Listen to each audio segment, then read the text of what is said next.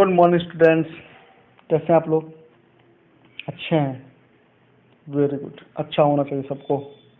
तो आज हम पढ़ते हैं द वर्ब और उसके काइंड्स। वर्ब सबको पता है क्या होता है। Verb is an action word. जिस वर्ड से हम पता चले कि वो आदमी, वो थिंग क्या कर रहा है, सब्जेक्ट है क्या, उसी को वर्ब बोलते हैं। Verb is a word which tell us what a subject is, कि वो सब्जेक्ट क्या है। सब्जेक्ट पता है, सब्जेक्ट प्रेडिकेट सेंटेंस में पढ़ा रखा है ऑलरेडी आप लोग को। सब्जेक्ट क्या कर रहा है and what is done to the subject. अब सब्जेक्ट पे क्या किया जा रहा है, क्लियर है। तो इससे पता चलता है कि वर्ब ऐसे वर्ड्स जो बताते हैं सब्जेक्ट क्या कर रहा है, सब्जेक्ट को क्या किया जा रहा है और सब्जेक्ट है क्या, उसका स्टेट क्या है, तो उसी को वर्ब बोलते हैं। तो स्टार्ट करते हैं। वर्ब मेनली कितने तरह के होते हैं? मेनली दो तरह के होते हैं। एक होता है मेन वर्ब, दूसरा होता है हेल्पिंग वर्ब। उसको हम लोग ऑक्सिलरी वर्ब भी बोलते हैं। तो पहले पढ़ते हैं हम लोग मेन वर्ब। मेन वर्ब क्या होता है? मेन मीन्स क्या होता है? मुख्य verb. The verb which are used alone in the sentence. कह रहा है ऐसे वर्ब जो कि सेंटेंस में अकेले आए and do not need any other verb to help in making a full tense are called main verb। कह रहा है वो किसी भी सेंटेंस में अकेले आए और किसी दूसरे वर्ब की जरूरत ना हो, किसी जरूरत ना हो कि उसका मतलब निकल के सामने आए, ठीक है, या फिर उसको टेंस बनाने में उसे किसी और वर्ब की सहायता ना लेनी पड़े। ऐसे वर्ब को क्या बोलेंगे? Main verb. जैसे एग्जाम्पल में देखिए, mister Sharma teach us English. अब यहाँ पे मेन वर्ब क्या है? टीच, पढ़ाना। इसके आसपास कोई वर्ब आया है? नहीं आया, तो ये क्या हुआ? Main verb. क्लियर। वैसे ही the servant went to the market. अब यहाँ पे वेंट मीन्स क्या होता है? जाना। ये कौन सा वर्ड है? वर्ब है। तो और कहीं वर्ब आया क्या? नहीं आया सर। द आर्टिकल्स आ गया, सर्वेंट क्या हो गया? नाउन हो गया, वेंट वर्ब हो गया, टू प्रेपोजिशन हो गया। आगे पढ़ेंगे हम लोग। द अगेन आर्टिकल हो गया, मार्केट नाउन हो गया। तो वेंट क्या हुआ? वर्ब है। क्लियर है। एक ही वर्ब आया तो ये हमारा क्या होगा? Main verb. अच्छा, अगले से होता है mister Sharma is a good teacher. इसमें वर्ब क्या था? इज था। तो इज क्या होगा? वहाँ पे मेन वर्ब होगा। क्यों? क्योंकि बहुत लोग बोलते हैं सर इज एम आर तो हेल्पिंग वर्ब होता है। सही है, हेल्पिंग वर्ब होता है, लेकिन वहाँ पे mister Sharma is a good teacher, तो इज क्या है? मेन वर्ब है। क्यों? क्योंकि वह अकेले आया है।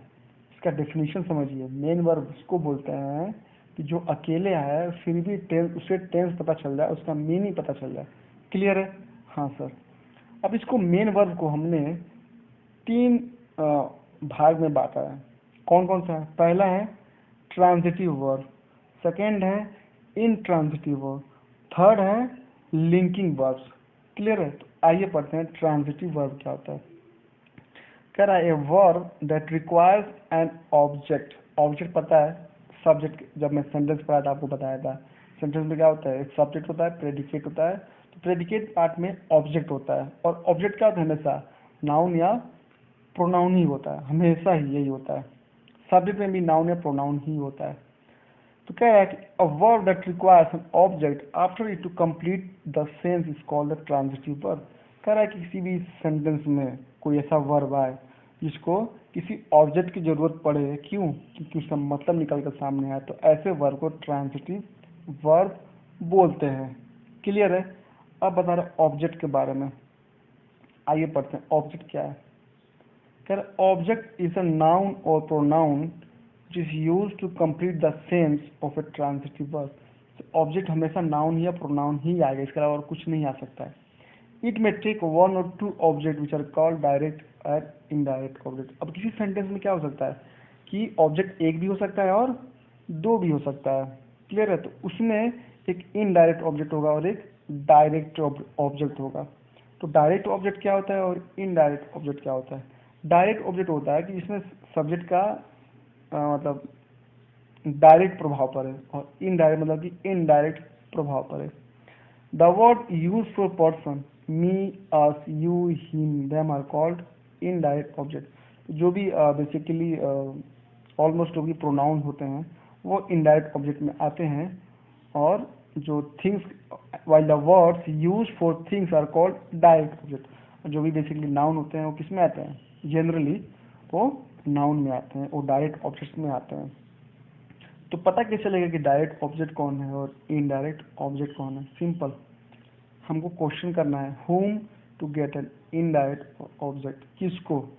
अगर whom क्वेश्चन में पुट करेंगे तो whom का जो आंसर निकल के सामने आएगा वो हमारा इनडायरेक्ट ऑब्जेक्ट होगा, और what क्या होगा, डायरेक्ट ऑब्जेक्ट के लिए यूज होगा। क्लियर है? थोड़ा कंफ्यूज हो गए? फिर से समझा दें। देखिए, मेन वर्ब वो होता है जो कि अकेले आए किसी भी सेंटेंस में, जैसे mister Sharma teach us English, और उसका मीनिंग दे दे। क्लियर है? किसी भी वर्ब की जरूरत ना पड़े। सही है सर। उसके बाद मेन वर्ब को हमने तीन पार्ट में डिवाइड किया, ट्रांजिटिव, इनट्रांजिटिव और लिंकिंग वर्ब। अब ट्रांजिटिव वर्ब क्या होता है? ऐसे वर्ब जिसके लिए हमें ऑब्जेक्ट की जरूरत हो, और ऑब्जेक्ट दो हो सकते हैं, डायरेक्ट और इनडायरेक्ट। क्लियर है? डायरेक्ट क्या हुआ, जिसपे सब्जेक्ट का डायरेक्ट प्रभाव पड़े, और इनडायरेक्ट जिसका इनडायरेक्टली उसका प्रभाव पड़े। क्लियर है? ऐसा एग्जाम्पल देखिए, अ बेगर आस्क्ड मी अ रुपी। तो यहाँ पे आस्क्ड क्या हुआ, वर्ब हुआ। ऐसा वर्ब है जिसको कि सब्जेक्ट की सॉरी ऑब्जेक्ट की जरूरत पड़ेगी ही पड़ेगी। तो आस्क्ड क्या हुआ, वर्ब हुआ। कौन सा? ट्रांजिटिव वर्ब हुआ। इसमें ऑब्जेक्ट देखिए मी है और रुपी है, तो इसमें कौन सा डायरेक्ट ऑब्जेक्ट होगा और कौन सा इनडायरेक्ट? तो इनडायरेक्ट हमेशा प्रोनाउन वाला होता है और डायरेक्ट थिंग्स वाला होता है। क्लियर है? ही रैन लॉन्ग रेस, ट्रांजिटिव इसको यूज किया गया। रन मीन्स क्या होता है, दौड़ना। तो वर्ब हुआ कौन सा, ट्रांजिटिव, और लॉन्ग रेस क्या हुआ, हमारा ऑब्जेक्ट की तरह हो गया। क्लियर? सॉरी, रेस जो है। क्लियर? हाँ सर क्लियर। अब इसका ऑपोजिट होता है इनट्रांजिटिव वर्ब। अब इसमें तो जरूरत था लेकिन इसमें जरूरत नहीं होगा, यह सही पहचाना आपने। A verb that doesn't require any object after it to complete the sense, but the verb itself make complete sense is called intransitive verb. इसका ऑपोजिट है, इसमें जो वर्ब आता है इसमें किसी भी ऑब्जेक्ट की जरूरत नहीं होती है, क्योंकि ये जो वर्ब होते हैं खुद ही सेंस निकाल के दे देते हैं, कंप्लीट सेंस से पता चल जाता है। जैसे सम बॉयज लाफ्ड, यहाँ पे देखिए सम बॉयज क्या है, सम क्या हुआ पे एडजेक्टिव हुआ, बॉयज क्या हुआ, नाउन हुआ। लाफ्ड मीन्स क्या होता है, हंसना, फिजिकल एक्टिविटी है, मेन वर्ब हुआ। इसके बाद कोई ऑब्जेक्ट आया क्या? नहीं, नहीं आया। तो कौन सा वर्ब हुआ, लाफ्ड, इनट्रांजिटिव वर्ब हुआ। क्लियर? यहाँ पे ही रैन अवे एट वंस, यहाँ पे रैन वर्ब आया, कोई ऑब्जेक्ट आया क्या? नहीं आया। तो ये क्या हुआ, इनट्रांजिटिव हुआ। तो रैन यहाँ पे ट्रांजिटिव आ गया, यहाँ पे इनट्रांजिटिव हो गया। तो अगर ऑब्जेक्ट आएगा तो यही रैन क्या हो जाएगा, ट्रांजिटिव, और ऑब्जेक्ट नहीं आएगा तो इनट्रांजिटिव। क्लियर है? हाँ सर क्लियर है। थर्ड है लिंकिंग वर्ब और वर्ब ऑफ इनकम्प्लीट प्रिडिक्शन। देखिए इसको मत पढ़िएगा, अब कंफ्यूज जाएंगे। सिंपल सा है कि ये basically idea of being, becoming, seeming और अपीयरिंग, ये बेसिकली स्टेट्स बताते हैं आदमी का क्या है, क्या अवस्था है, उस कंडीशन में क्या है आदमी, तो वो बताते हैं। जैसे इसको हम बोलते हैं कॉम्प्लीमेंट्स बोलते हैं, ये ऑब्जेक्ट में नहीं आते हैं। ठीक है, he is the student of class 7। तो इज क्या है यहाँ पे, मेन वर्ब हुआ। कौन सा वर्ब हुआ, लिंकिंग वर्ब हुआ। क्लियर है? इसका स्टेट बता रहा है कि वो एक स्टूडेंट है क्लास 7 का। दे वर गुड प्लेयर, वे अच्छे खिलाड़ी थे। तो वर्ब क्या हुआ, लिंकिंग वर्ब हुआ। उसका स्टेट बता रहे हैं कि अच्छे खिलाड़ी थे। क्लियर है ना? तो ये सब क्या हुआ है, इसको कॉम्प्लीमेंट बोलेंगे। क्लियर है ना? कॉम्प्लीमेंट हो सकते हैं नाउन हो, एडजेक्टिव हो, एडवर्ब हो, या पार्टिसिपल हो। कॉम्प्लीमेंट के बारे में आगे पढ़ेंगे, इसमें सब्जेक्टिव भी होता है ऑब्जेक्टिव भी होता है। क्लियर है? तो बेसिकली जो लिंकिंग वर्ब होते हैं वो मेन वर्ब होते हैं। क्यों? क्योंकि इस बात कोई दूसरा वर्ब नहीं आता है। क्यों? क्योंकि ये अकेले आते हैं। और क्या क्या होता है, इज, आर, एम, वॉज, वर और बिकम, सीम एंड अपीयर, ये सब क्या आते हैं, मेन वर्ब में आते हैं as a linking verb. Clear है? अब आता है second auxiliary verb. Main verb तो पढ़ लिया हमने, अब आता है ऑक्सिलरी या helping verb. Auxiliary verbs are also called helping verb. जैसे मेन वर्ब में क्या बताया था, वो अकेले आता है, और हेल्पिंग वर्ब में क्या होगा, उसमें हेल्पिंग वर्ब क्या होते हैं कि ये मेन वर्ब के साथ आते हैं, हमेशा दो वर्ब आते हैं। Because they have the main verb in forming a tense, voice, negation and question. क्योंकि हेल्पिंग वर्ब इसलिए कहलाते हैं क्योंकि ये मेन वर्ब के साथ ही आते हैं। अकेले आएंगे तो क्या हो जाएगा, मेन वर्ब हो जाएगा।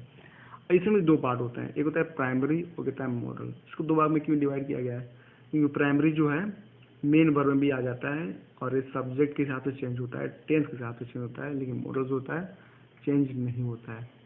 पढ़ते हैं एग्जाम्पल। जैसे आई एम ए बिजनेसमैन, यहाँ पे एम क्या है, मेन वर्ब है। क्यों, क्योंकि इसके बाद कोई वर्ब नहीं आया, ये एम अकेले आया है। लेकिन दूसरा देखिए, I am talking with my customer. अब एम तो आया, लेकिन यहाँ पे एक और वर्ब आ गया टॉकिंग, तो मेन वर्ब क्या हुआ, टॉकिंग हो गया, और एम क्या हो गया, ऑक्सिलरी वर्ब हो गया।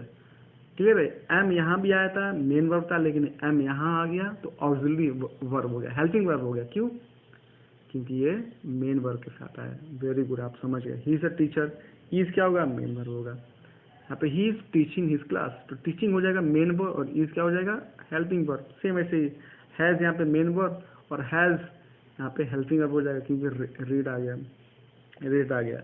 हैव यहाँ पे मेन वर्ब, और हैव पॉलिश्ड हो गया मेन वर्ब, हैव हो गया हेल्पिंग वर्ब। सेम ऐसे डज का डज नॉट हो जाएगा, डू का डू नॉट प्ले। क्लियर हो गया आप लोगों को मेन और ऑक्सिलरी वर्ब में। इसमें यही बताया जो मैं बता रहा हूँ कि अगर वो अकेले आता है, कोई भी वर्ब अगर सिंगल यूज होता है तो वो हो जाएगा मेन वर्ब। क्लियर है, और दो के साथ आता है तो वही मेन ऑक्सिलरी बन जाएगा और हेल्पिंग की तरह ट्रीट करेगा। जैसे एम किस लिए होता है, प्रेजेंट कॉन्टिन्यूअस टेंस। अगर आपको टेंस याद हो, मैंने पढ़ाया था क्लास में, तो आप रिलेट कर सकेंगे। एम किस में आता है, प्रेजेंट के लिए, कौन सा, कंटिन्यूअस। इज किस में आता है, प्रेजेंट कॉन्टिन्यूअस टेंस के लिए। हैज किस लिए आता है, प्रेजेंट परफेक्ट टेंस के लिए। हैव प्रेजेंट परफेक्ट टेंस के लिए। डज किसके आता है, प्रेजेंट इंडिफिनिट टेंस आता है। क्लियर है, डू आता है किसमें, प्रेजेंट इंडिफिनिट के लिए। क्लियर हो गया, हाँ सर क्लियर हो गया। The verb which help other verb to form a tense or an expression, negative, interrogative, etc. are called auxiliary or helping verb। जैसा मैंने बताया आपको, ऐसे verb जो कि मेन वर्ब को हेल्प करे तो उसी को बोलेंगे हेल्पिंग वर्ब। तो बेसिकली क्या क्या होता है, जैसे वी वर्ब होता है, वी में क्या आता है, is, are, am, was, verb. Clear. Have verb में आता है, हैज, हैव, हैड। डू में डू, डज, डिड। तीन तरह के प्राइमरी में होते हैं, डू वर्ब, बी वर्ब और हैव वर्ब। क्लियर हो गया, एनी कंफ्यूजन। इसको थोड़ा सा रिपीट करना होगा इस चैप्टर को, ठीक है, और इसको पढ़िए, जो भी कंफ्यूजन हो you can ask in WhatsApp group. Thank you, bye bye, take care.